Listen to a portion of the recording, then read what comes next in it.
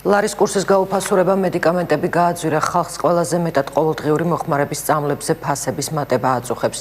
თუ ეროვნული ვალუტის კურსი ვარდნას განაგრძობს, ფარმაცევტული ბაზრის წარმომადგენლები მედიკამენტების კიდევ უფრო გაძვირებას ვარაუდობენ.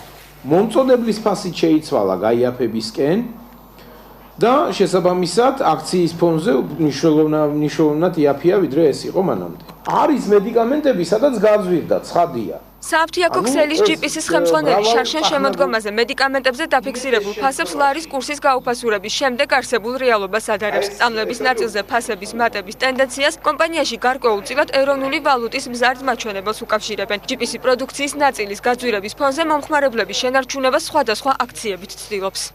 ამიტომ ჩვენ ძალიან აქტიურად მუშაობთ ახლა ამ მიმართულებით, რომ მომხმარებელმა ნაკლებად იგრძნოს, ესე ვთქვათ, ფასის კორექცია და ამისათვის მთელი რიგი აქციები მიმდინარეობს ჩვენ საფთიაქო ქსელში.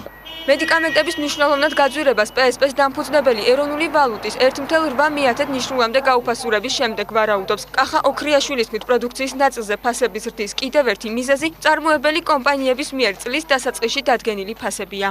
ნაწილს აძვირებენ, ნაწილი იაფდება და ასე შემდეგ. ეს არის თვითონ მწარმოებელი ქარხნის პრეროგატივა. როგორ ხედავს ბაზარს. ზოგს უნდა ძვირად გაყიდოს, ზოგს უნდა ცოტა გაყიდოს, ზოგს უნდა ბევრი გაყიდოს და იაფად აუცილებლად გაძვირდება მედიკამენტები 1.80-ის ზევით დაიწყოს გაძვირება. 1.85 ნიშნულზე გაძვირდება ტოტალურად. მედიკამენტების ფასების ზრდის ტენდენცია აისახა მომხმარებლის ჯიბეზეც. მოსახლეობას ძირითადად ყოველდღიური მოხმარების სწავლების გაძვირება აწუხებს.